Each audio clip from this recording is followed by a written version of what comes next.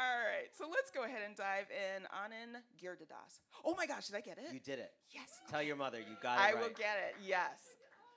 But it's so funny. My mom's Liberian, and her middle name, none of us pronounce because it's got this funky double syllable. And so she doesn't even, she's like, she's given up on her progeny. What is it? We all want to know. Jarjane. But it sounds way better when my mom like says that. it. Yeah, it's way cooler.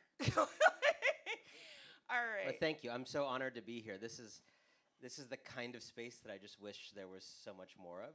Absolutely. In the country.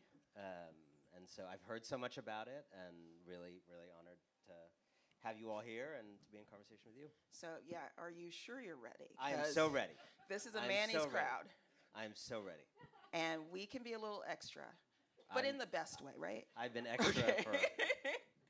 So one of our regulars in the back, Josh, he's going to throw a question at you that you're not going to expect. And it'll blow your mind. And you'll be like, whoa, who thought of that? I can't wait. Okay, no pressure, Josh. I flew 6 hours for that experience. And you've got Tish and Joelle here. And she is lovely. She'll give you the eye if she's like, no. Get back to the point. Wow. Or she'll just yell. Wow. Just so you know. Wow. Wow. Okay.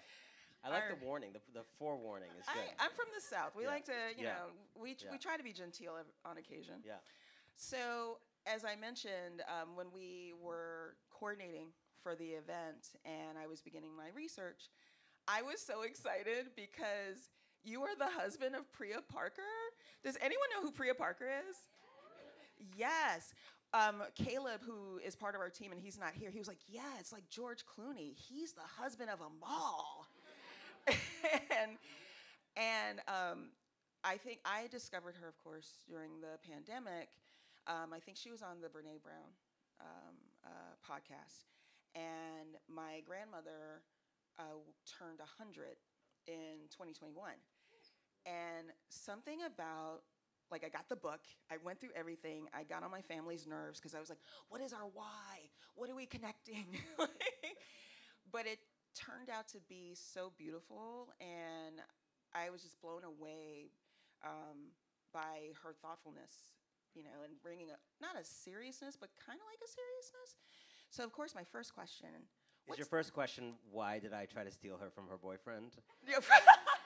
Because I think the answer speaks for itself. I was just going to say, like, what's it like being married to Priya Parker? Great question. Her college roommate is here, so I'm sure the college roommate, Lindy, is appreciating this question also. That's so cool. Please relay to Priya that I'm answering this question.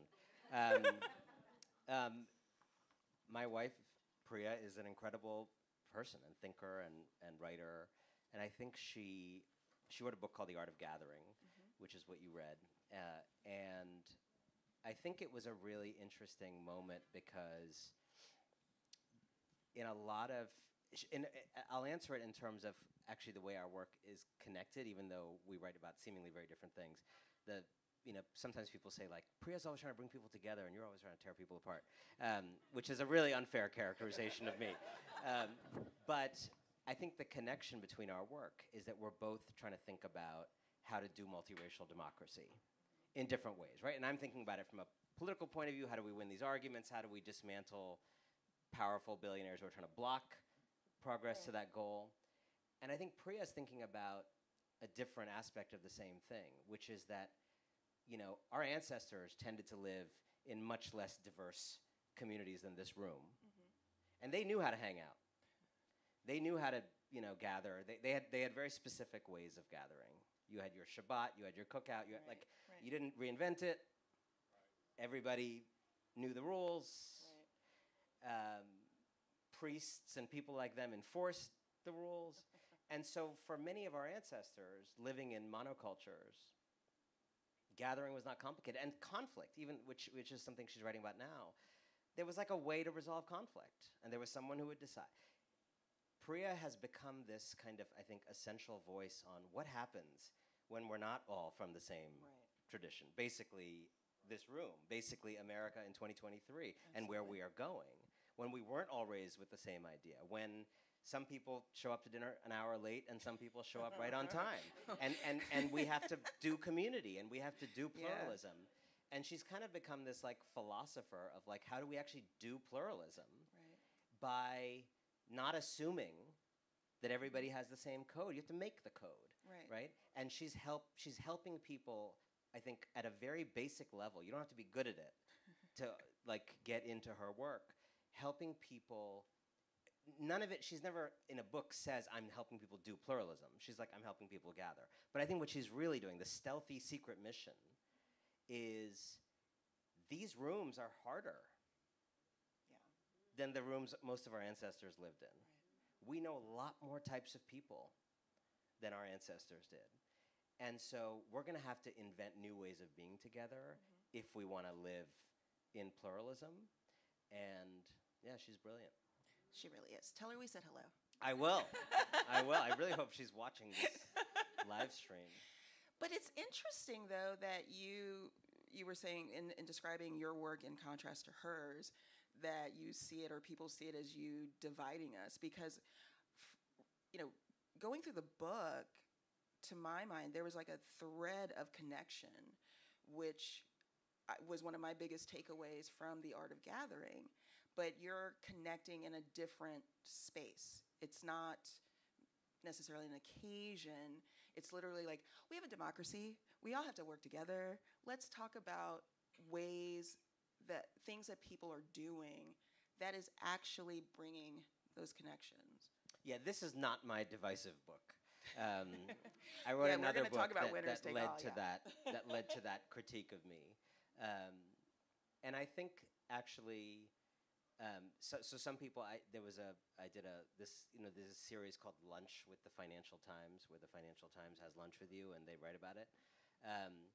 And her question for me with this book was like, did you have like a mood change, or like, did you finally start listening to your wife? Like, she couldn't,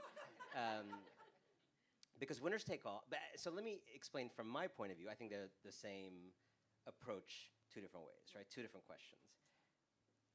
I am really interested in democracy, small d democracy, right? The not just that we vote, that we have elections, that we choose leaders. That's a part of it. It's quite a small part of it in a way.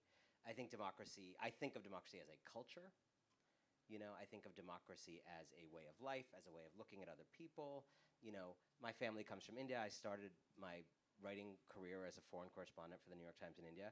India is a country, for example, that has fantastic formal democratic institutions. They're under assault right now, but India on paper has, parliament, actually set-asides for women in parliament, like all kinds of formal things that are correct. But India, in its kind of heart and soul and spirit, is a profoundly undemocratic society, right? Deeply, deeply hierarchical. I mean, you think that about us, like India is just a different level of just people's sense that mankind is naturally stratified and ought to be. That is a widely held it's really, belief. With all of the challenges that we have in this culture and, the clear classist behaviors and traditions, the plight of the Dalit people, no, am I getting it right? It's stunning. Like, I guess there's a parallel in American history, and for some people, like, it's still ongoing. But this idea that there's some sort of predetermined station in life that somehow is going to follow you from being a fertilized egg until you come on out, and it's with you for the rest of your life. That is... Yeah, and Isabel Wilkerson's book, Caste, which talks about this in Germany, India, and the United States, which I have always also thought are like three very interesting places to look that educated each other in good and bad ways. We have a very big problem here with that, but I would argue, and this should give us hope, and we can get into this as we go, like in India, for example, which was not what we're here to talk about, but in India, it's fascinating. I don't think it is a widespread conviction in India at any level that human beings are born equal. Whereas, I would argue here, I think a very large number of people do believe people are born equal, and still some other people do not believe people are born equal, right? But we've actually achieved a pretty remarkable thing of a substantial number of people. I don't know where I'd put the percentage, and maybe going a little bit down right now, but like a substantial number of people in this society, I think actually in their bones, of all backgrounds, believe that human beings are born. That was a very radical idea, right? I mean, my hot take on the founding fathers is like very flawed men, like very cool ideas. You know, Problematic phase. ideas so good they couldn't live them, right? Exactly. Just too like. And so anyway, I was saying that I think of myself as someone who's just interested in that question of democracy, right? Mm-hmm. The question of the culture of how we live together, the question of hierarchy, all these related questions. And for me, Winners Take All was about, here is a phenomenon that I see that stands in the way of us being the thing we think we are. Right. Here's an obstruction, right? Like our democracy is kind of choking because there's this billionaire-sized obstruction in our windpipe, and we should like Heimlich ourselves. And the Persuaders is about how we actually do that, how we actually realize, in particular, multiracial democracy. Right. It is one thing to dislodge powerful people who are suffocating the idea of free people governing themselves and widespread human possibility. But I don't think dislodging them from power would actually solve everything. Mm-hmm. I think there is still and I don't think we have a politics articulated by enough people about how we actually would organize to do that. You know, the reality is in this country, even if you got rid of the billionaires, we have not built a consensus among ordinary people about such basic things as healthcare. It's not just billionaires getting in the way. Yeah. There's a lot of people making 25 grand who are in the way of universal healthcare in this country, absolutely. Right? And that is a meaningful difference. And you can say that's because of billionaires influencing them and Fox, and that's all true. Mm-hmm. But at the heart of the Persuaders is the idea that I think a lot of progressive and liberal voices have kind of lived in this fantasy that, but for powerful interests, we would be crushing it out there. And I think we actually haven't won a bunch of the arguments that we need to win, and we can win them, right? I don't think we have won arguments about the level of redistribution that you have in most other advanced countries. I don't think it's just rich people. I think it's a very big part of it, and I think we literally have not won that argument. I think there is a widespread idea in this country of individual striving and effort and all that stuff. That's an argument we need to win. On the race stuff, I think we are at risk of declaring some kind of future society we want everyone to live in instead of saying we are right about the righteousness of a certain kind of egalitarian, pluralist, many-hued society. Mm-hmm. But it's going to be hard for people to adjust to it the way it's hard for people to adjust to any change. And here is our plan for walking people through those transitions, right? And here is a movement that we can invite people into, even if they don't say terms right. Even if their heart's in the right place, but they're kind of a little lost, confused by what, pangender, right? I think we have done a bad job as a movement for progress of separating truly dangerous people who we should not engage with, not try to speak to, and simply resist. And on the other hand, a very large number of our fellow citizens who are really fucking confused and don't quite understand the world that we want all of us to live in and can be invited into it with the right politics. I have so many questions from that because as soon as you started talking about sort of the split in the country of people who are like, oh, we're all equal, it's great, everyone, and then the others who don't, it reminded me of Joan, who was one of the participants in the transracial adoption camp. It's in the Persuaders. We'll have copies available for sale after the program. And that was very well done. Thank you. I've been doing this for a while now. And I was really struck by the struggle that she had, but to tell you a little bit about this, you'll be getting the books. You'll read more about her. But this was a camp that was created for white parents who have adopted black children. Was it specifically black children? It wasn't specifically, but that's largely what it ended up being. Preponderance. And so in the book, Anand speaks to several of the parents there. And one is Joan, who is a Republican and is like, America, the greatest. In a summary. That was a very good summary. Thank you. And, you know, she's adopted a black child. And, you know, you can, as you all can imagine, whatever your experience of the country is, if you are walking and presenting as Joan does, it's very different from what, and I think she has a son, extremely different from her young son's experience. And so in the book, you talk about sort of this, I believe you were just asking her questions and sort of taking her on this journey, and she would concede, well, yeah, he's going to have to try a lot harder or something, or I didn't expect that he'd run into these issues. And then, you know, the teacher just confused him with other kids. I didn't expect that. But where you would think that that would be the aha moment, she would revert back. It was almost like she was holding on bare-knuckled to this idea. Like, if she were to accept that that's not the reality, her whole world would fall apart. I mean, what was that like? I kind of, that part of the chapter about this camp, I almost kind of modeled it on the Canterbury Tales of like it was like 4 or 5 different white parents in quick succession with their attitudes to the camp. So just a word about the camp, because the rest of the book is different from that chapter. The rest of the book is about organizers and activists who are doing hard persuasion work, and the rest of the book is more people working in the political arena.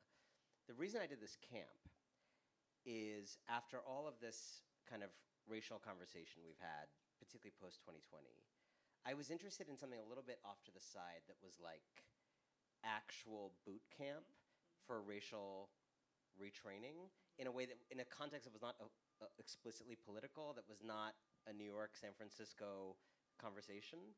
And so this is a camp in the Midwest. These are people who are not, like, don't know all the terminology. These are not, like, Trump people, nor are they MSNBC people. These are kind of just, like, I don't know what they watch. But they, you know, my suspicion is it's like country club Republican dads and liberal like that kind of vibe, right? And they don't particularly care about DEI stuff, is my general feeling, but they have these kids, and they love these kids, and the love is real, right? And of course, transracial adoption is a very complicated and problematic history. There have been, you know, Black Sociologists Association said it should never happen. It's cultural genocide. There's all kinds of views out there, even just about this phenomenon. And I was interested in this camp where white people were paying a few $1,000s in the Midwest to go to a camp to, like, I love my kid. I don't know enough about race to love them properly. So they had enough of that realization. Help me, right? And some of them just want, like, the hair care tips. And then this camp is, like, smuggling in a deeper. And I talked to the head of the camp. She's like, we'll just teach you braiding. And then we're actually gonna sneak in. You know what's so like funny? Like a seminar. I remember back when Brad and Angelina were getting along, and people were giving Brad Pitt so much credit because he did Zara's hair, and it was like, isn't that what a parent supposed to do? But literally, people were like, oh my gosh, she's so amazing, her curls, and it was just like, okay, sorry. That as soon as you said it, was that's kind of how this camp sold itself to some people who were skeptical, right? And then they come in, and to the camp's credit, and now it's run by a younger black woman who was a transracial adoptee herself. So she was saying to me, I'm trying to give these kids what I wish I'd had, right? My white parents bought the same shampoo and conditioner for me that they bought for all my other white siblings, and didn't understand why I took 2.5 hours. There's not enough moisture in the shower, right? I need more moisture, right? So she's like, I'm never going to let that happen to these kids, right? So she's coming there with like an Avengers mission. And so I just thought this was like kind of persuasion on race in the context of love, which is really different from what's happening in the rest of the society, which is people don't even want to be changed, right? Yeah. that's what I was witnessing. And so then I had this Canterbury Tales of like 4 or 5 people and how they're processing it. And they were all different. The Republican woman was interesting. And to me, it was a story, Joan, about when you have these deep mental models about how the world works, and then you come into conflicting information through a child you love. What wins?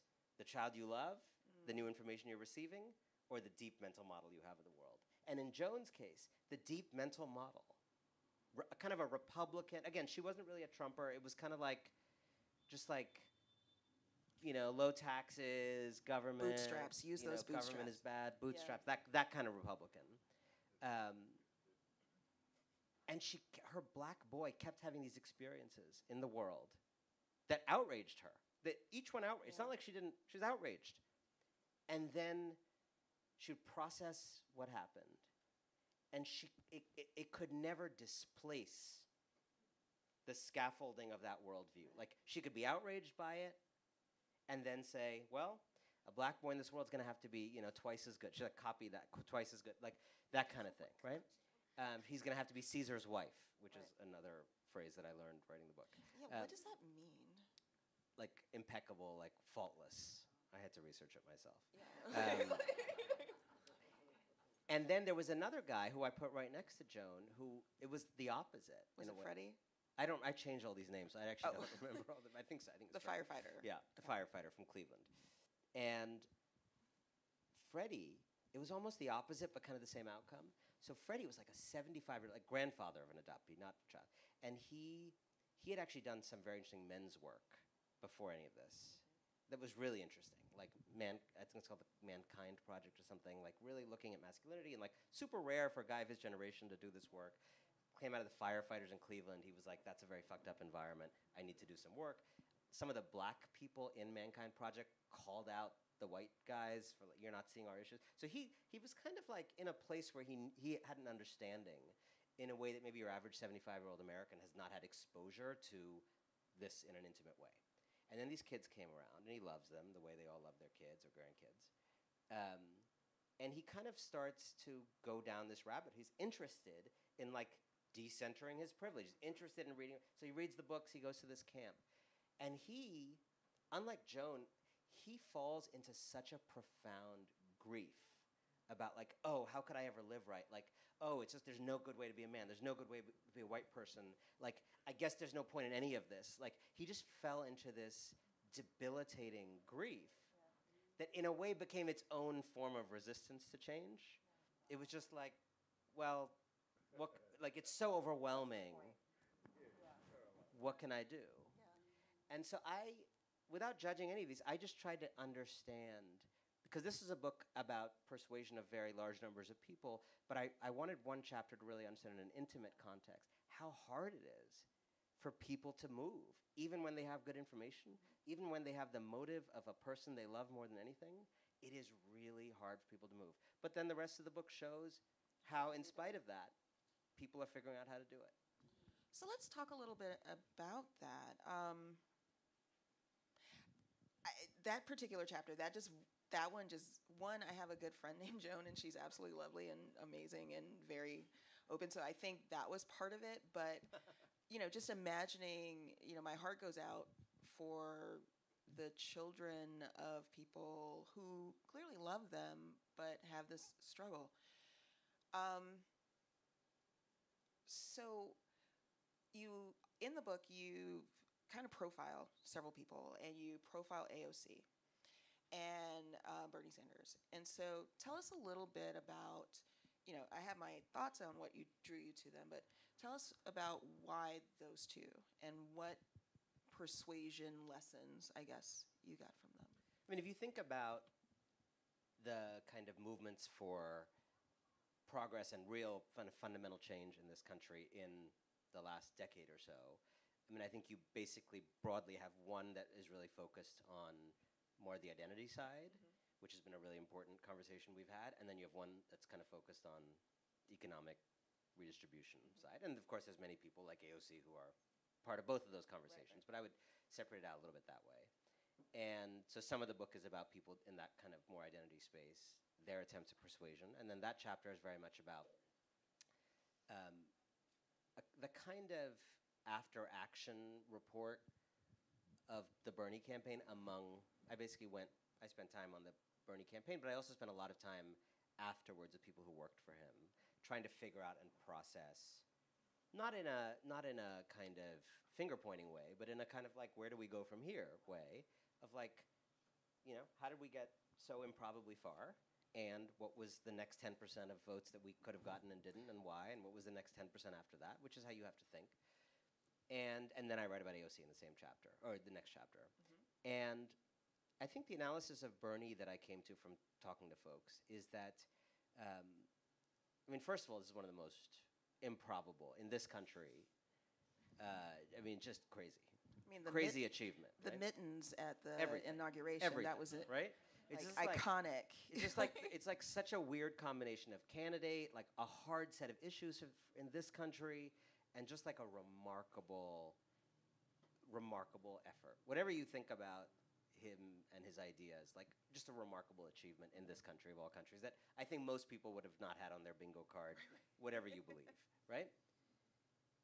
I think also it is the case that Bernie's interesting to me, having spent up close time with him, because he is categorically unwilling, kind of just as a matter of personal ability, but also as a matter of belief, real conviction, to engage in the normal grammar of American politics, which is to say, to play a little bit into feeling, emotion, persona, biography.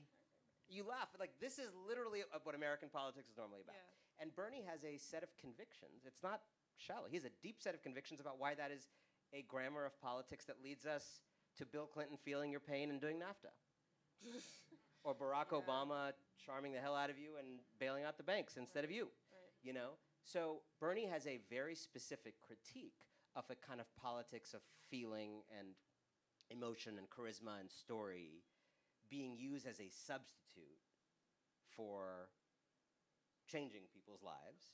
And I think on a lot of the left, like there's a real agreement around that. Mm-hmm. And I was interrogating that because I think if I have a disagreement on that point. I think what a lot of the far right has understood, much to our collective detriment, is that feeling is really important in politics.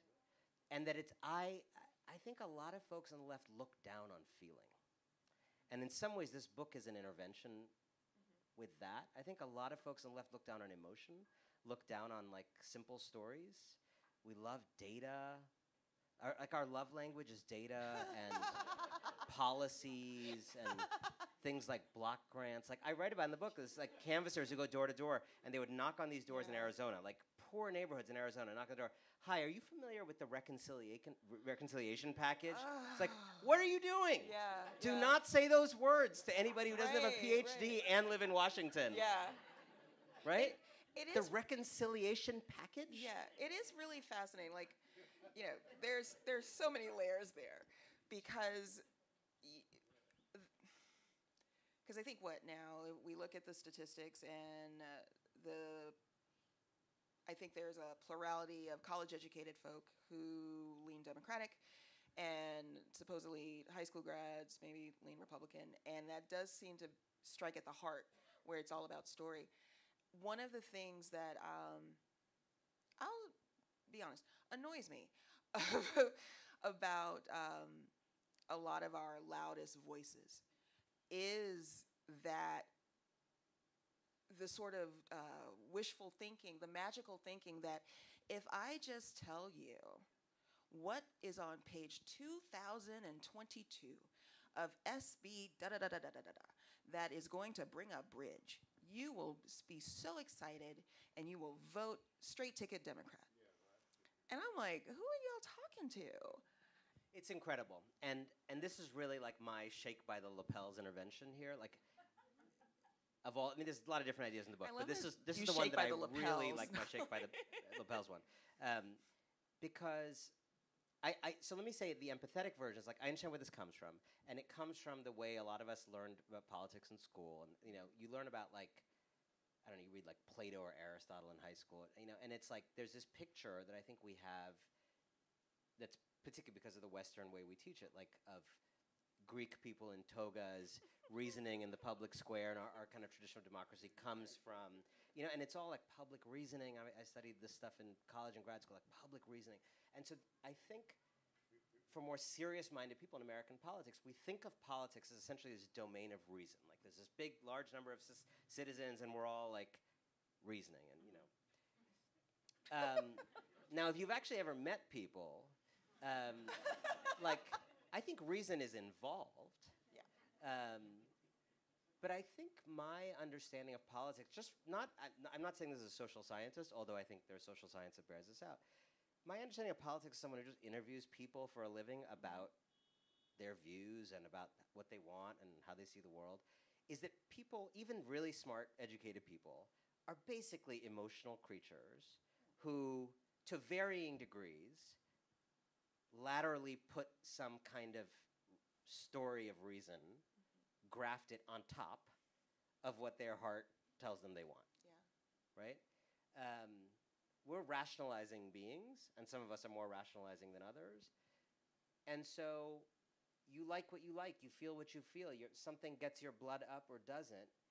And then the kind of talking points and the arguments are something that you graft. Mm-hmm. That's my understanding. Now, if that's the case, if you agree with me on that, then you got to ask, what the hell is the Democratic Party doing? Right? Because it is almost entirely a political project based on appealing to the brain, whereas the right, particularly as it's gone in a kind of fascistic direction, has in a way severed itself completely from the brain, but is doing an incredible job of appealing to sentiment and fear. Nostalgia. And one of the questions I got a lot of after this book came out was like, well, it's easy to do that if you're the right, but if you're interested in facts or you're interested in like social justice, you can't play to emotion. It's not the same thing. It's not a fair fight. And I just think this is so wrong. It's right? so arrogant. It's so arrogant. Like the fear goodness. of immigrants changing your country is emotionally completely similar to the fear of health insurance bills that are going to land on your family, right? Why the left cannot weaponize a fear of your Blue Cross Blue Shield unexpected bill and build a wall to protect you from that? Right. I do not understand the difference. Yeah. In fact, most people I know fear the other thing because it happens to them 5 times a year. Yeah. Whereas most people I know have never been trampled by a horde of undocumented immigrants. And so it's a more theoretical thing. Right. And so the right is able, my colleague Roger Cohen wrote this book called An Affirming Flame recently, and he writes about, and he and I have a different view on this. He actually is one of these people who thinks it's inherently easier for the fascists, right? But he says, fascism gets the blood up. Those rallies get the blood up. Where I disagree with Roger is I don't think it is inconceivable to design a progressive rally that also gets the blood up. I think you are letting yourselves off the hook too easy if you just think like, oh, we could never do a rally as good as the Trump rally. Really? I'm amazed that anyone would say that given, people say this all the time. Like the racism is easier to rally people around. The Dobbs decision would it rocked the world. Okay, but think about that. A lot of that was then women reacting on their own. Was there any concerted effort from the top, from the president on down, to rally these women? Yeah. Could you imagine if all of our streets had been... Because we saw women had that energy at that moment and just did a bunch of stuff locally, Kansas and elsewhere, right? But was there ever any coordination moment of right? I mean, I remember. So why can't we do that? It's so strange.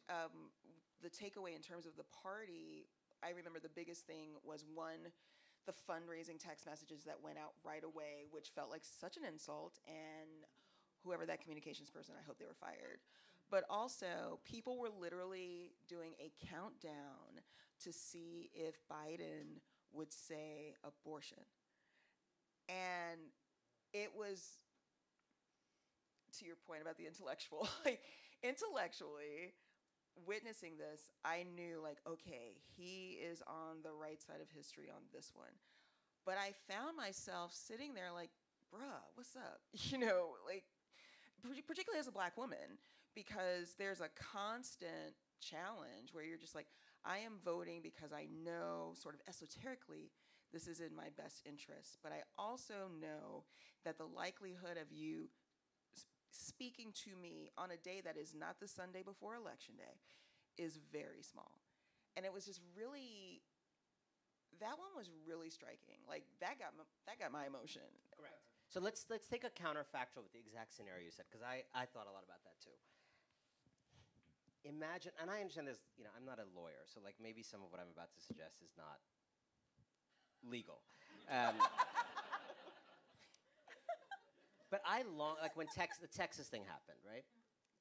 Kind of, which is like an actual fascist law, right? It turns everybody in Texas into like a Stasi informer on women. That it's like actual, like structural fascism. Is there some world in which a Joe Biden or a Vice President Harris flies down to Texas and for 24 hours serves as the greeter at an abortion clinic? And if that's not legal, sits in the parking lot and talks to women afterward who want to talk to them. Or whatever, right? I think I am interested in this moment when we are competing with an incredibly dangerous hate movement that is good at emotion, good at feeling, good at understanding where people are psychologically, emotionally, interested in that whole register of life. I'm interested in us being willing to be a little tackier, a little stuntier, a little doing weird stuff, trying, I just drove to Maine a couple months ago, and there was like certain bridges and stuff that are part of, the new infrastructure law. First of all, they call it the bipartisan infrastructure law, which like is not what I would call it, right? It's like, you did that, dude. Right. Like, claim it. Your name and your picture should be on every sign. Republicans should get 50% of the credit for like your law, right? But more importantly, I just like drove by these signs for it, and like, you could make this so cool. Like, you could make this so emotive for people. You could do so much fun community stuff, and it's just like, it's just this failure to understand. It's like, if you do the right thing, people will come. It's like, it doesn't work like that. It doesn't work like that. And so I am interested, we can move on from this point, but like, I am, as you can tell, very animated by it. I am really interested in a progressive and liberal movement that can actually start with what's going on with people. Not start with a policy agenda. Right. Start with like, where are people right now? What are their top 3 fears, right? What are the stressors in their marriages and families? And how do I back a policy agenda that I'm interested in into an astute, empathetic understanding of their fear, rather than, as we often do, tell them, I know you're telling me inflation is your biggest concern, but if we don't have a democracy, inflation's not going to matter. That is the attitude with which we show up, which is a patting on the head, you don't know, paternalistic kind of vibe. It's basically the political version of bless your heart. It is that. Yeah. I mean, so that. The thing that's interesting, you mentioned Obama and Clinton, and I think they are examples of some of the greatest storytellers the party has had. But the lesson wasn't learned. Like, what? I mean, it's strange. It's like there's arrogance in the tone that is directed outwardly, but also seemingly arrogance inside the house. Is there, like, why? I mean, Obama, like, why? I'm so sorry. There was supposed to be a better question, but all I have is why. I think for a lot of younger people, watching Obama and Clinton be such great storytellers, such great charismatic figures. I mean, I think both Obama and Clinton are 2 of the smartest Americans to have ever been produced by this society, and to have changed so little structurally. If you are a 28-year-old person today or 35-year-old person today, I think that was really like soul crashing for lots of young people.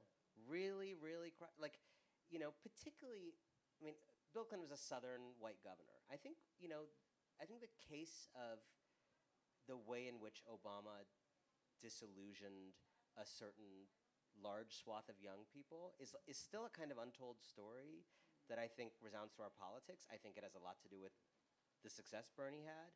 But I think people look at if a community organizer from Chicago who doesn't look like any of the past presidents is still who builds a mass movement that is still so difficult to persuade to shake up systems that weren't even really designed to help him, then what do we have to do? And so it created a longing for completely different kinds of politics. And to go back to your earlier thing, part of what's interesting about AOC is I think she's trying to combine elements of what Bernie did and elements of what Barack Obama did, right?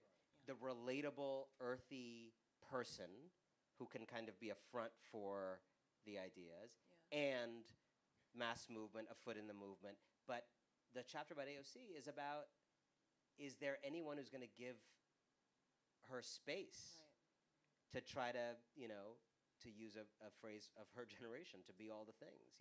I think she is a test of whether you can be all the things, whether you can be in the movement and be in the halls of power. And, is she going to end up being sort of beloved by everybody or sort of trusted by no one?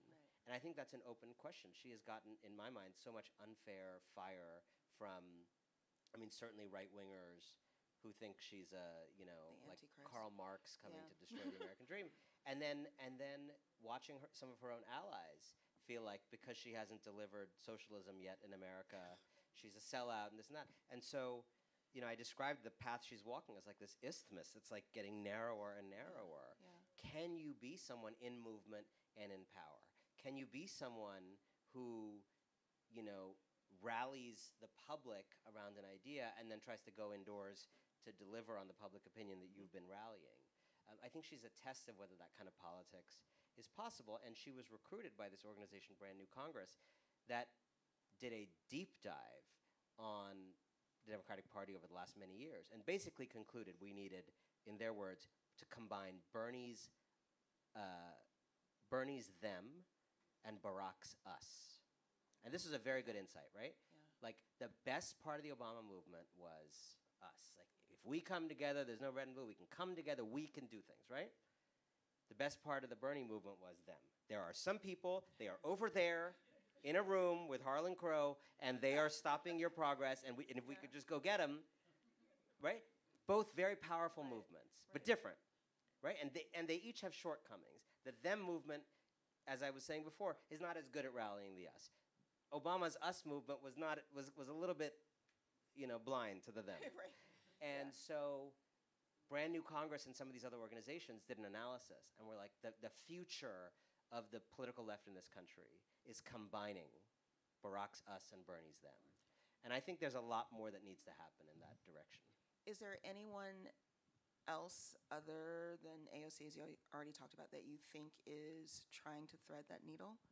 I think there's a lot of people doing pieces of it, some of whom I'm more aligned with, some of whom not. I think, so there's interesting things happening among some progressives who are starting to distinguish themselves from each other. So for example, I did interviews in my newsletter, The Ink. How many of you are Ink subscribers? Any of you Ink subscribers? Wow, we need some more Ink subscribers. Yeah, this is a, low rate of subscription, but it's free. It's free. If that sweetens the deal. So I did 2 interviews. I've done a lot of interviews with progressives trying to figure out what are the different future directions, right? And with both Ro Khanna, who's a congressman from this area, and Nina Turner, former state senator from Ohio, Bernie surrogate, both of them talked about, for different reasons, but kind of similar, we need to have a progressivism that is more friendly to aspiration. And the idea of like, So Nina Turner was saying it from like, I come from communities in Cleveland where like people absolutely want to make like $1 million in a business because they've been poor their whole lives. If we are coming across as a progressive movement that we're not just against billionaires, but we're against you starting a store that would maybe gross $1 million if you have wild success in your life, that's not going to work in the poor community she's coming from because people want to make $1 million, right? So the question I asked her, and I think I asked Ro also, is like, so would you say you want fewer billionaires and fewer millionaires, or do you want fewer billionaires and more millionaires? And I think both of them were like, we're on team less billionaires, more millionaires. Whereas I think other progressives would say we'd want less of both, right? So that's interesting. That's one thing. I think there's a question of the role of patriotism. Is there a place for a kind of very a progressive patriotism? Because I think some parts of our movement, not intentionally, but sometimes sound as though the only thoughts we have about America are negative ones. And I will say, as someone who shares a lot of those policy views, I think America's a really awesome country, and I've traveled to a lot of countries. And I think there are certain things we are doing here that are baked into, in spite of all of our sins and flaws. I'm very happy my parents left India, to be honest. Yeah. I'm serious. No. There are opportunities here to think differently from other people and create things that, I lived in France when I was a child, right? In France, if you are like, I want to do something that's slightly different, right? I mean, this is a city where like everybody's doing like a weird, different thing, right? Like people in France, I have so many French friends. Like when in France, if you say you want to do that, people are like, why would you do it that way? Why would you do that, right? Yeah. Like we don't realize the assets we also have, right? We have huge problems, but we have actually built a society that is incredibly friendly to people doing and creating new things. And we have also huge problems that we need to address. So I think there's an interesting conversation among progressives about can we sound patriotic and sound like we actually love things about this country while also being critical. That's a really interesting conversation. I think there's conversations about do we need to have progressives who are actually progressive more because of their background than their ideology. And a lot of the folks that ran very prominently, the Squad, et cetera, it was really, they were big talkers about big ideas, and many of them had the backgrounds also. But I think there's some movement now to say, like, just run like a construction worker, and they don't actually have to say redistribution all the time, because they communicate a lot by who they are. Yeah. Right? So I think there's really, to me, there's an interesting set of conversations happening among progressives about what are the different models out there. And then I think even among moderates, someone like Pete Buttigieg, who I have a different set of policy views from. But I think he's very interesting because he's very interested in the question of how can you be a kind of like anger translator for the left in hostile places, right? Okay. So, and so he has very interesting ideas around, we should talk about freedom a lot more. And we should frame like abortion and gay rights, and it's all freedom. Which it, by the way, is. It does blow my mind that Kid Rock has cornered the market on freedom, and I'm just like, of all the literal people. Kid. I mean, it defies, unfortunately, logic. That it feels like we have sort of ceded the goal. We've ceded patriotism. We've ceded freedom. When in fact, again, personal experience, I'm singling you out, Joelle, because I know your name. Particularly, I would imagine, I'm making a presumption about your age, but if anyone had a reason to be upset and to curse this country, it would be Joelle. And instead, so many men and women of that generation love this country. And it's because we continue to strive and continue to work on those problems in spite of them. That to me is the ultimate patriotism. The fact that you're just like, it's not frozen in stone. It is a constantly evolving thing. Because like you said with the French, they're like, why would you do that? Like the Macrons are perfect. Which, by the way, was what 1619 actually said. Now it's been weaponized. But 1619 was actually a profoundly patriotic way of telling the story, because it basically said America was not made by the people you think it was. Right. America was made by people who unrequitedly loved America when America didn't love them back. And nonetheless, they made America what it promised it was but wasn't, and they made it truer. And that's patriotism. And I think some of our movements now feel like it's cringe to say a nice word about America. And I think it's really a mistake to concede the idea of patriotism to people whose idea of patriotism is shooting beer bottles in their backyard to cosplay for a civil war. I do not believe that those people who are elevating their pickup trucks 16 inches to feel more like a man, like I don't think those people own freedom. I don't think they own patriotism. I think they are, kind of backyard secessionists and should be marginalized in that way. And if you are fighting in defense of abortion rights, you're fighting for freedom. If you don't like book bans, you're fighting for the freedom to read. If you think that a 14-year-old kid in Oklahoma who realizes that the M or F on their birth certificate is not, in fact, who they are, and you're fucking brave enough as a 14-year-old in Oklahoma to assert your deep knowledge of who you are in spite of a hostile world, you are trying to be free. And by the way, you're braver than any soldier I've ever met. And so the idea that we have kind of handed on a platter freedom to like Ted Cruz and Freedom kind to of go to Cancun. allowed it. Yeah. And you know who's actually, and I had very big disagreements with his way of looking at the world, but President Biden, who I've become a big admirer of relative to where he started his journey, and who I think, by the way, recognized the incredible power of the Bernie AOC movement and tried to bring some of it in. He is listening to, I write about some of the people in the book. Anat Shankar-Osorio is one of them, who have been advocating for a long time. Claim freedom, claim freedom, claim freedom. He has listened. President Biden's re-election theme in 2024 is freedom. I don't know if you saw the opening ad. Awesome. It's freedom. Yeah. Democrats have not done this in a long time, and it's really good. And the last thing I'll say about that is this writer for Slate, Amanda Marcotte, she was writing about, there was a moment where the abortion stuff was happening, and is that an Amanda Marcotte fan? Welcome to San Francisco. Yeah, Amanda Marcotte fans are just everywhere. Her biggest fan. Yeah, exactly. She was writing in a moment where the abortion bans and book bans were in the news at the same time. Yeah. And she had this great line, which I totally associate with. She said, if Democrats can't win on a platform of, we just want you to get laid without fear and curl up with a good book, then actually we don't deserve to win. Right. Like, if we can't turn that into political gold, then maybe the right is onto something and we should just bow down, Oh my gosh, please tell me she's selling T-shirts. That's so good, right? Oh my gosh. They'll be outside in the hallway. Yeah. Excellent.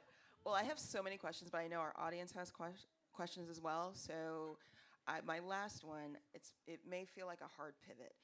But as I mentioned earlier, for those of y'all who've seen me up here, I talk about my mom and my family and my mom. Hardcore political junkie. I think Adam Schiff is actually afraid of her, which is kind of weird because she's not in his district. But anyway, when I told her that we were sitting and she was like, yeah, the guy, again, I need his name. One of the things she started off, which this is high praise, she really likes you because she likes that you get to the point, you're quick, you're clear, and you pull no punches. You hold everyone accountable, and primarily Democrats, because that's one of her concerns. She's always just there's so much good here, and what are we doing? And so her question, because if I don't ask this, she will find me. But her question is, she's concerned about this movement, this no labels movement. And what is it, the Forward Party or what have you?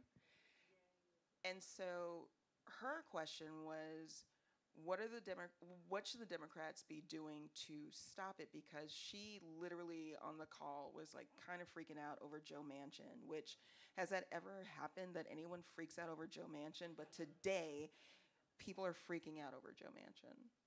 I just met Joe Manchin for the first time.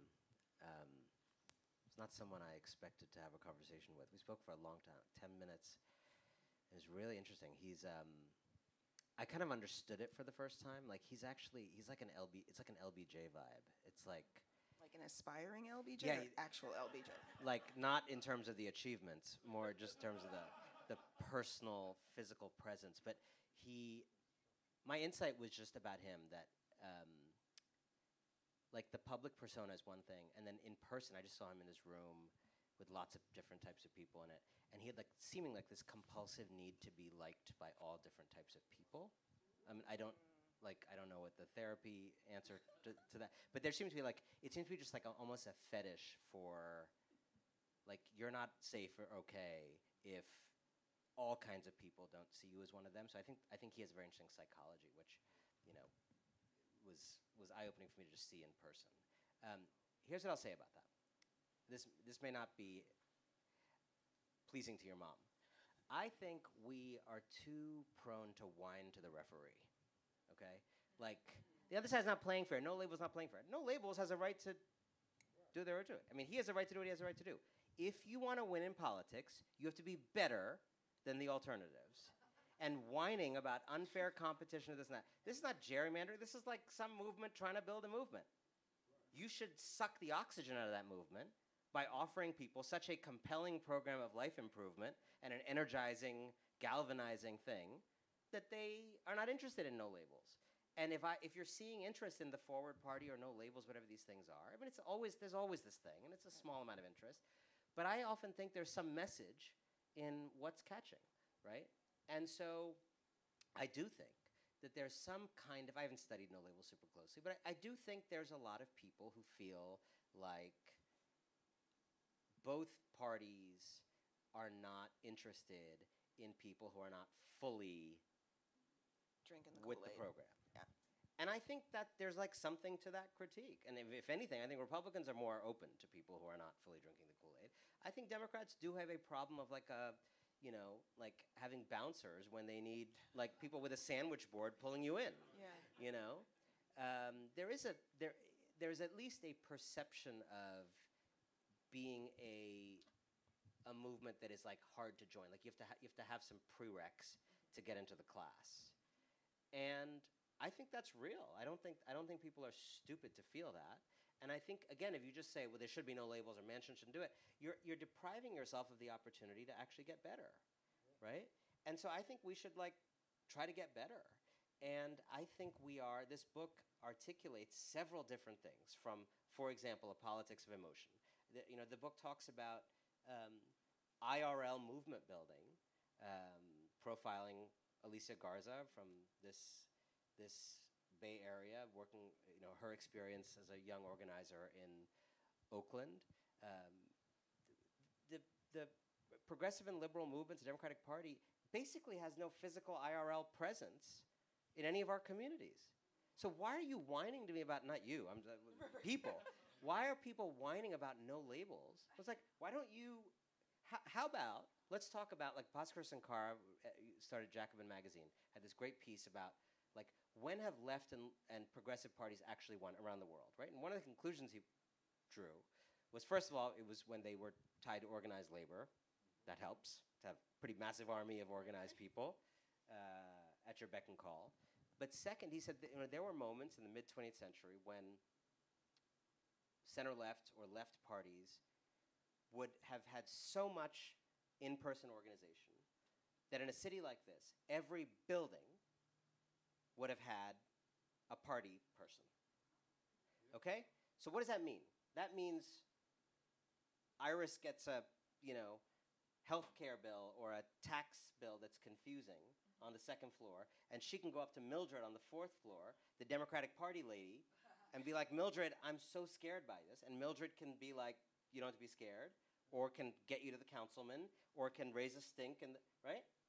Think about that. That is a real thing that used to exist and has existed in many different countries. Do we have anything like that? So, to me, it feels like a luxury to sit and complain about no labels, which in a free society, yeah, they're doing what they're allowed to. I don't like it. Yeah. And is prima donna Manchin gonna bask in that glory as much as he can? Yeah. But like, until you've put a Democratic Party representative in every building, helping people figure out life, having block parties, and like, until you've done everything you can do, don't complain to me about what someone else is doing to woo people. That's politics, right? And so this is a book about like, stop complaining to the umpire that the other side is better at politics than you. This is a sport. And by the way, in this sport, unfortunately, because this is not even a fair system, this is a rigged system. We have an electoral college. We have the Senate amplifying minority voices. We have all this stuff. The sad thing is we're going to have to win big in an unfair system to even just make the system more fair, which is not right, but it's the case. And so I just really want us to get over the kind of whining to the ref attitude that I think pervades a lot of our discourse, and just like we should be thinking about how do you win 70% of the vote and not make excuses for why you can't, right? And if we were to come back and say, okay, we have a person in every building, our messaging is completely on point, not what it is right now. We are catering to emotion. We have a real policy program that would actually change people's lives, not half measures, 90s centrism. We've done all the things you said. We talk about freedom, this and that, and we're still not breaking through, then I would renounce my book immediately. But I don't think we're leaving it all on the field by any means. So let's go leave it all on the field, and then let's see where we end up. That was awesome. Okay. I'll have to let. I understand if you don't want to tell your mom. No. She's gonna be impressed when I tell her, Mom, your question was so badass. And then she's gonna tell me I shouldn't cuss. But that was awesome. And now it is time for Q&A. Luis, could you raise your hand with the mic for me? I will point to you. Luis will bring the mic to you. Please make sure it is a question. Try to limit it to 60 seconds. We got a full house here. So I saw the two in the back first.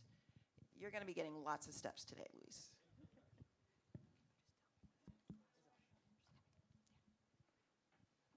Hi there. My name is Katie, and I work on the climate fight. I help down ballot candidates get elected to office. Thank you for doing that. You're welcome. What I'm wondering is your thoughts on the climate fight within this lens. Your thoughts on climate persuasion. Is it an us problem and a them problem? How can I do my job better? That's great. So first of all, I want to say, as with many of these specific areas of application of these ideas, like I'm not an expert in like climate communication the way you are an expert in climate. So I'm saying this as an outsider who researched a kind of universal set of ideas about this and can think about with you about how to apply it. But climate is one of the areas where I actually think this is truest as an outsider. So my critique of climate messaging and more, I mean messaging broadly, not just like advertising scripts, is one of the things I read about in the book is quoting Anat Shenker-Osorio, who's a messaging guru, is that the left, she says, the left is in love with problems, right? And is constantly marketing problems to people. We have a crisis, we have a problem, right? And she says, you know, people have 99 problems and like they don't want yours, right? People's lives are hard. And so there is a problem porn problem on the left. And then enter climate, which if you get aroused by problems, like climate is, wow, so exciting, right?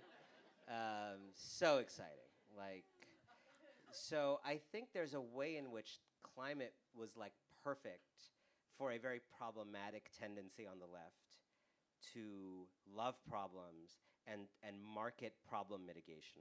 There's a specific issue around fundraising that basically what raises money from emails is really different from what moves people into movements. So problem porn is very good at email fundraising, and it's very bad at inviting people into movements.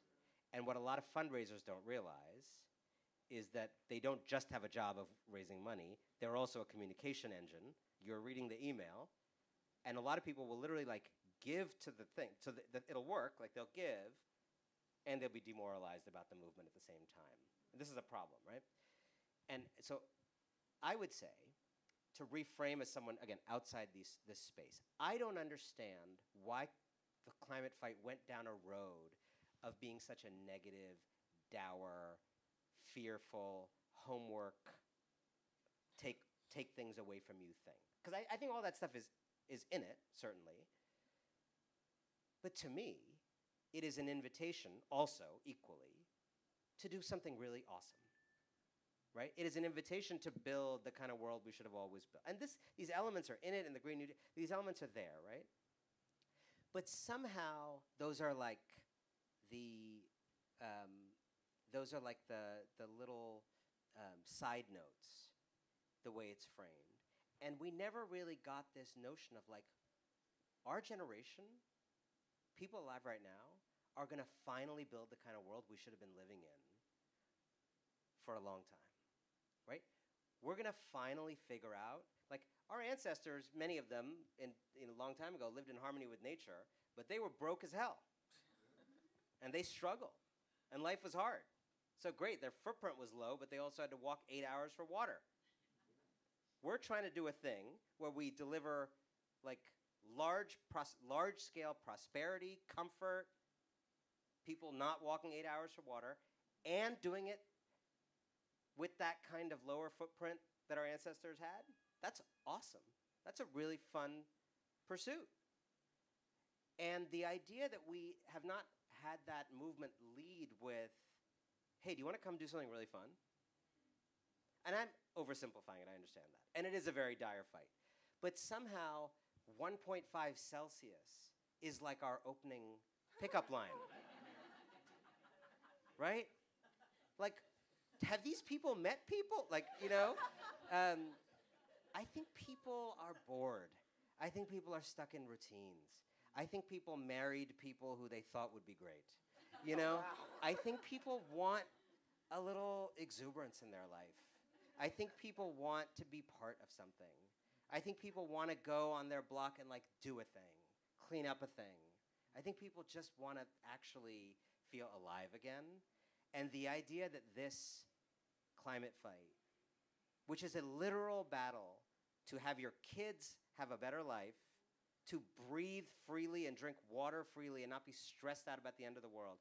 The idea that there's any negativity associated with that in a sense of taking away and dourness, to me just feels like a category error.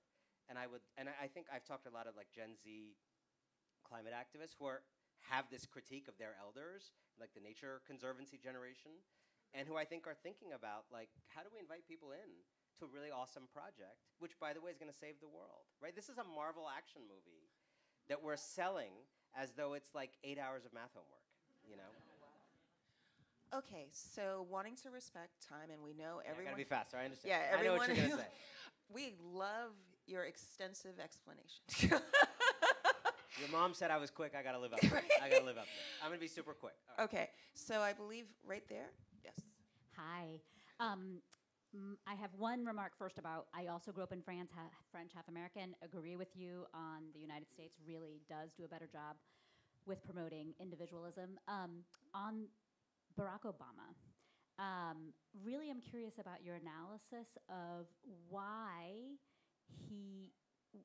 there's a feeling that he didn't deliver on the transformation he was potentially promising, and how much of that is the way in which maybe our system, eats persuasion for breakfast. Like, we have a political system that is designed not to have anybody be able to change things really quickly.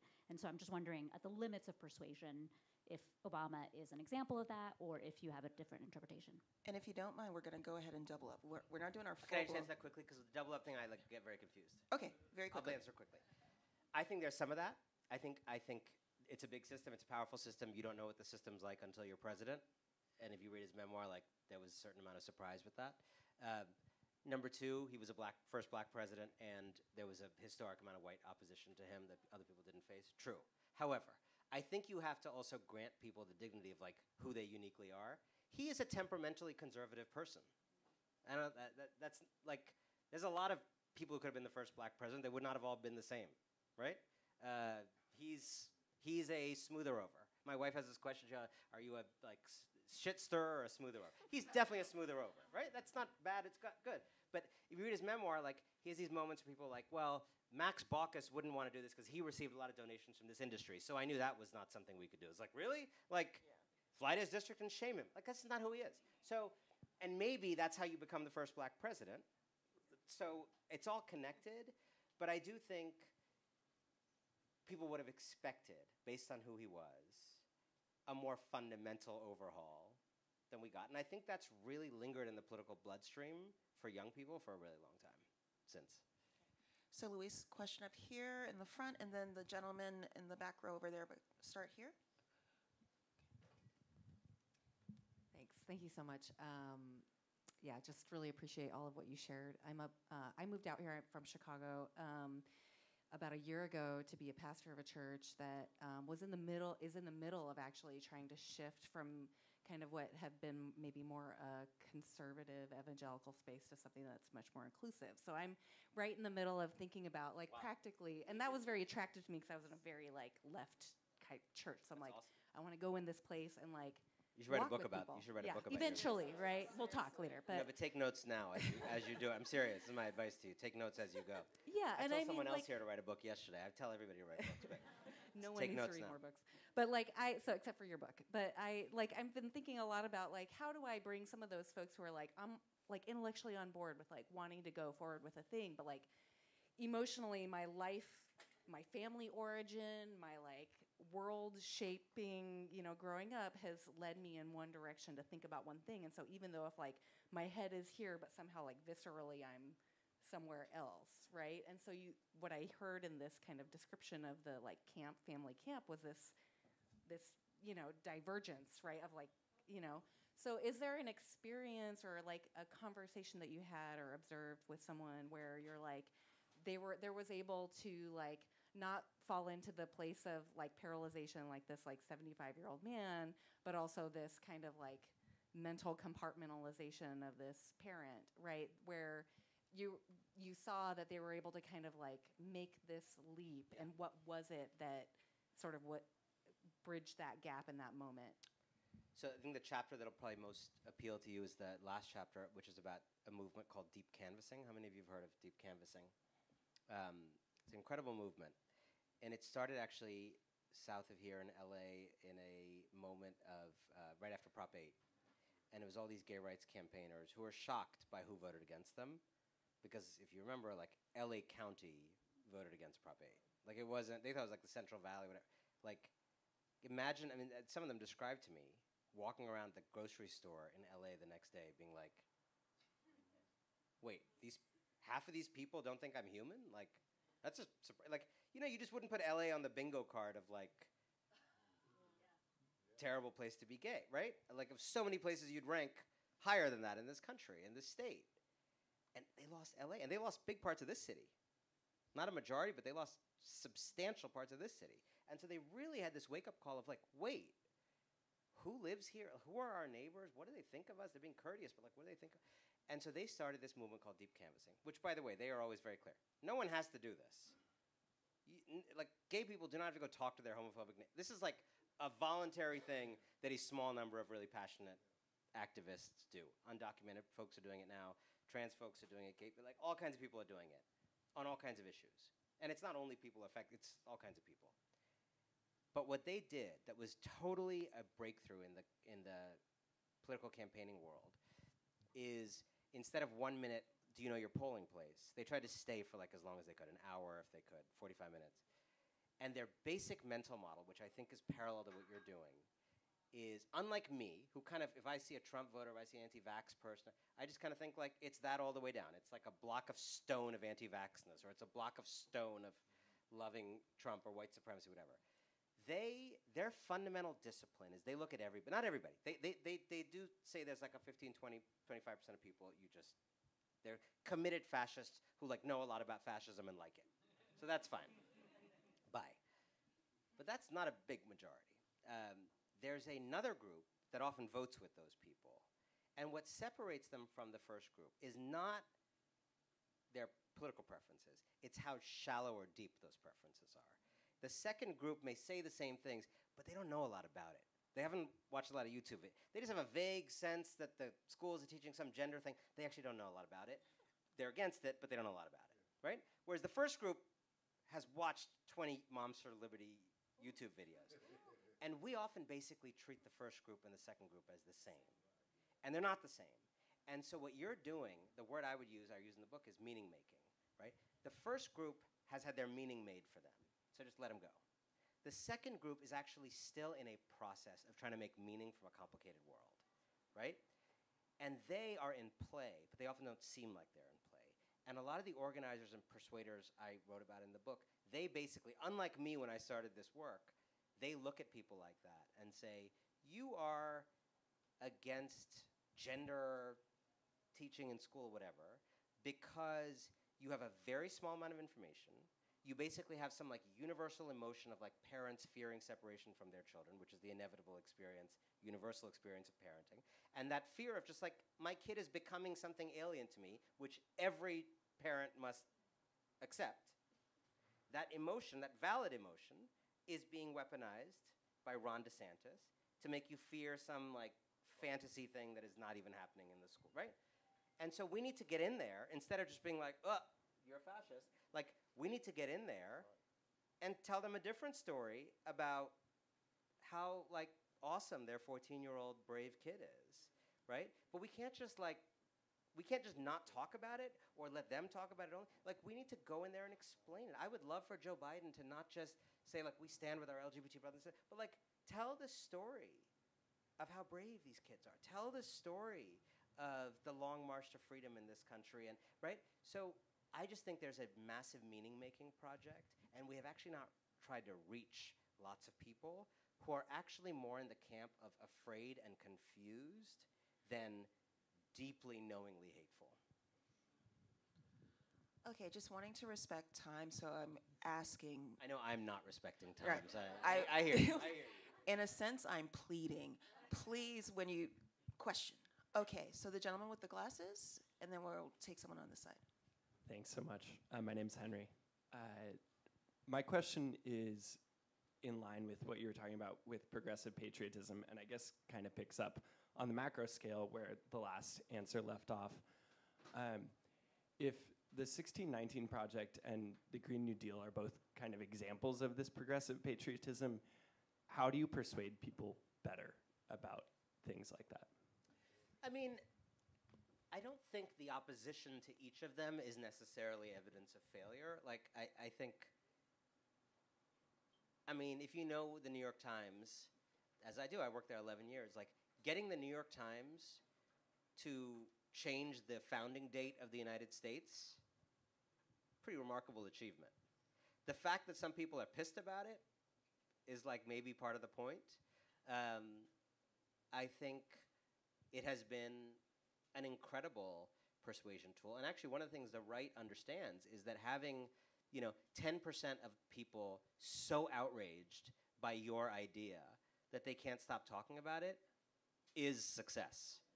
And I actually think we need more things like the 1619 Project, not less. Like, because, when they're talking about the 1619 Project, they're actually not talking about their tax plan, right? We actually need them to be obsessing about our ideas more than they are right now. And sometimes that means by provocation, right? Sometimes, by the way, a very sensible provocation in that case. Green New Deal, I think, is a little different in that I think, and this is not the fault of any individual because it's so many different people talking about it and there's not a single strategy, but I think Green New Deal, to go back to that question, somehow read to a lot of people as taking stuff away from you, right? You're not going to beef anymore, like, and, I just think without saying one person said the wrong thing, because I don't think that's what happened, somehow I don't think that was contested enough. And I think the Green New Deal, in my kind of world of politics, like, there would have just been, like, parades, and there would have been, like, shoveling in parks, and we would have been wearing green T-shirts. And I know that sounds a little culty, but, like, it wouldn't have just been some, like, idea. There would have been, like, it would have been a thing, and we would have been excited about it. There would be songs, and, like, so it felt like when you just drop something kind of cerebrally, and all that's hanging there is, like, some proposals, and then people can just be like, this is going to cost this much, this is going to phase out this. You're playing without any of the compensating things of exuberance, joy, excitement, right? I think, by the way, like, this is something where, and there's been really interesting books about, like, I think there's kind of black resistance traditions in America that have actually done a much better job at combining critique and joy, right? I think a lot of what you see in climate, in some ways, is a movement that's, like, only able to do critique and, like, feels like if you're doing joy, you're not doing critique. And I think we could learn from a lot of black resistance movements to feel very comfortable having, like, critique, joy, exuberance, like, strong politics, some nice food, some music, right? Like, I think there's an either-orness to some of these fights, and there's other models out there. All right, everyone. Unfortunately, this is going to have to be the last question, so no pressure. Make it awesome. And you are right in my view. The woman who had the beer, the horchata beer earlier. Yeah. All right, awesome. Power. Amazing. I accidentally drank the beer. I was just so caught up with the conversation. You promised me you were going to give that away in like a contest. You only had one thing to do. Just one thing. I don't know what to say, but I do have a question. So I was really intrigued by the whole kind of dichotomy that was established by this conversation between this kind of rational left side and kind of sentimental, and I read an article, so now I know the word Gnostic, but like Gnostic right side. And I understand that there's a lot of reservation on the left towards this kind of Americana forefather kind of patriotic tradition, which makes sense.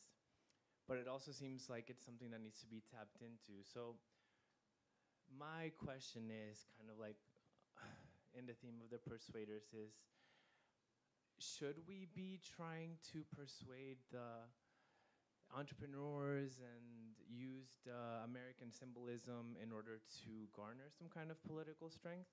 Or is there some kind of alternate strategy that we should be executing as persuaders?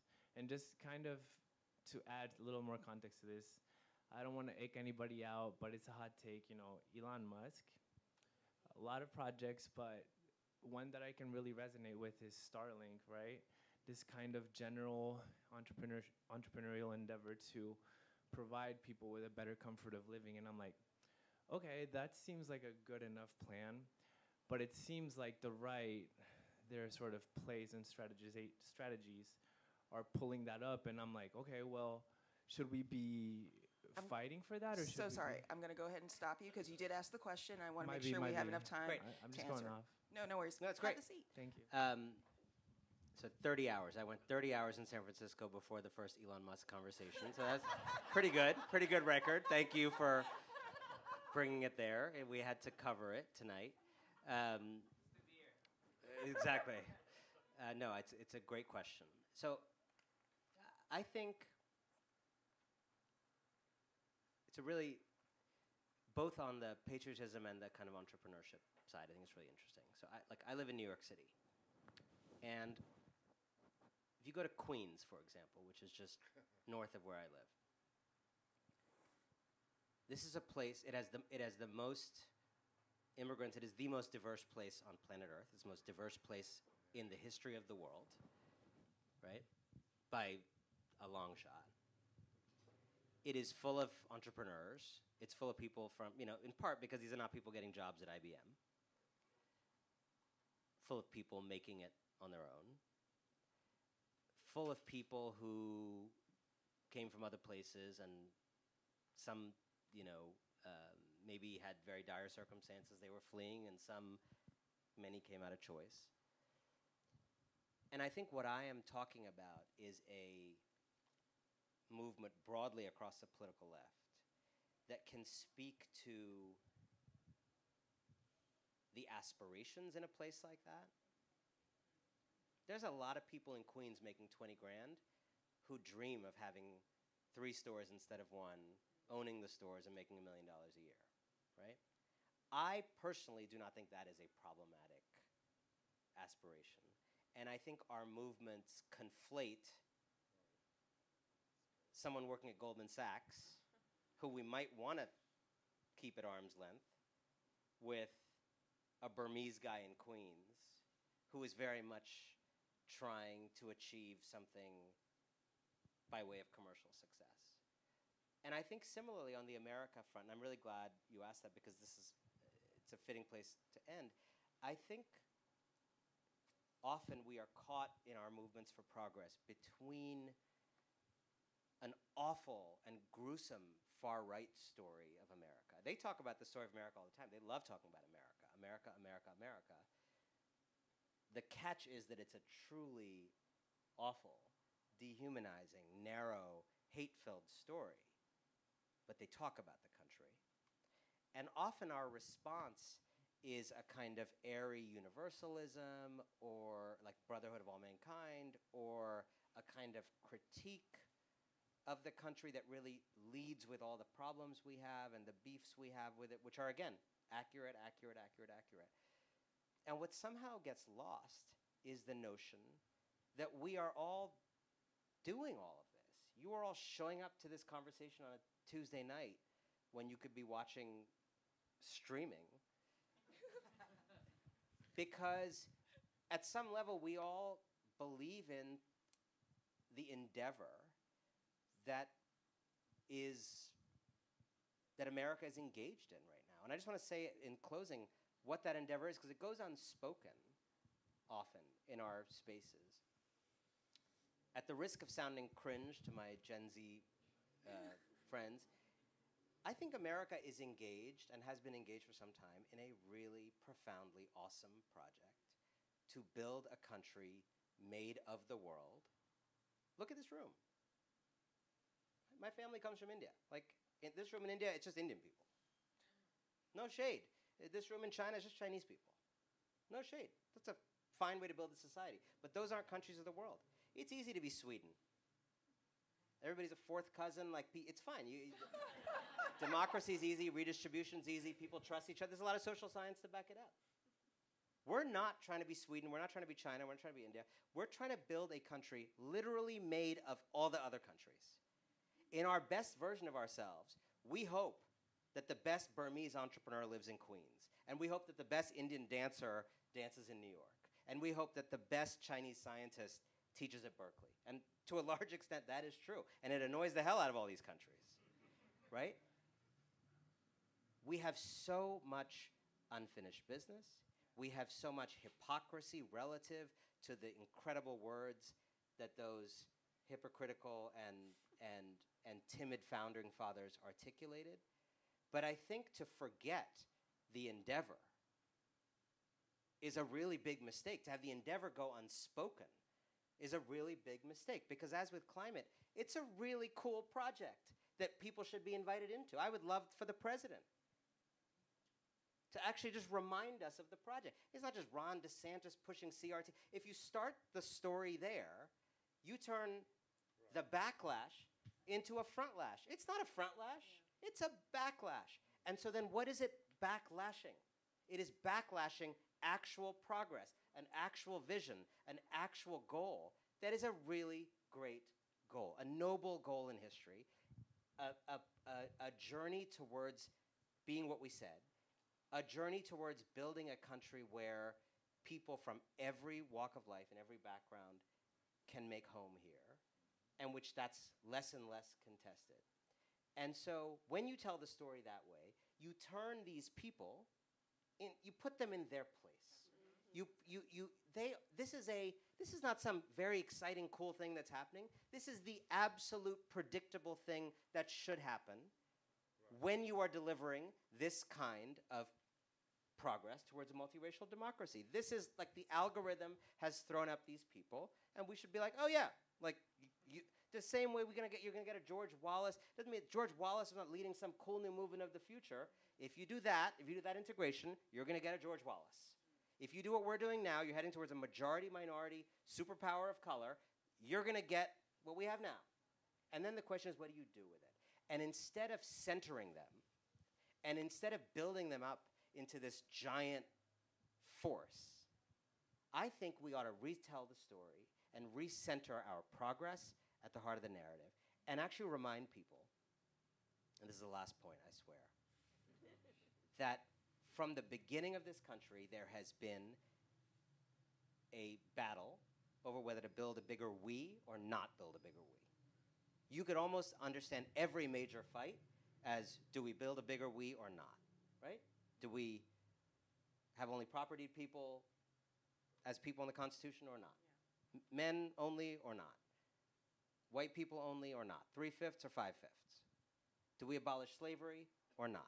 Industrial Revolution comes. Do we protect these new urban factory workers who we've never kind of seen the likes of before, or do we leave them to themselves? Do we put fire escapes on the tenement buildings for the immigrant women in New York, or do we not? Do we do a safety net in the New Deal? Do we do labor unions or do we not? Do we have old age insurance or do we not? Do we do school integration or do we not? Do we have clean air or do we not? Do we have gay rights or do we not? Each of these is a battle about whether we have a bigger we.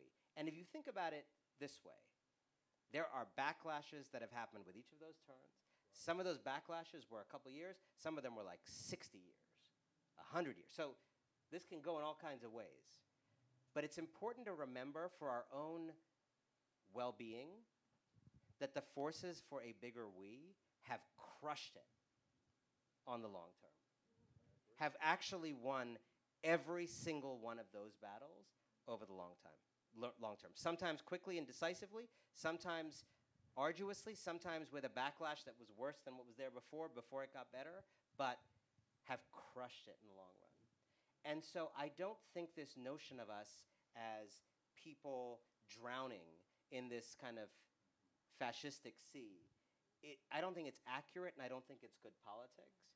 And I think the story to tell is a flawed country trying to do something remarkable with people who are trying to get better, just as their country has been trying to get better, who are actually delivering on a project that is worth believing in. And you got some barnacles under the hull of our progress. They're not the captain, they're not the ship, they're not the steering wheel, they're barnacles on the hull of our progress. And we're gonna beat them. Y'all.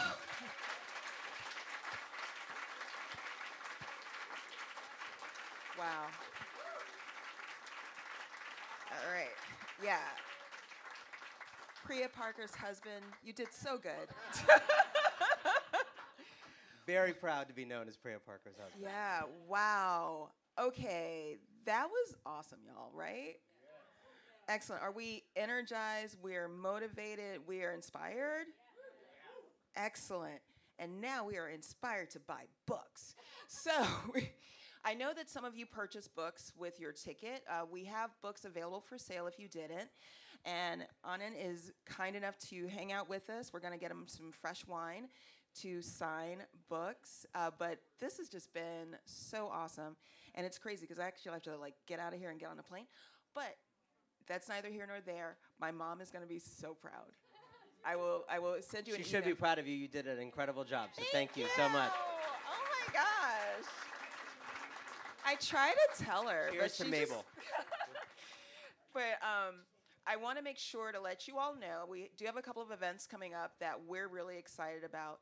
On July 31st, it's actually going to be a big day here. We have Barbara Lee, who you all know is East Bay's finest, and she is running for the Senate. She's doing a meet and greet, followed by a conversation with Joe Eskenazi from Mission Local. So you don't want to miss that.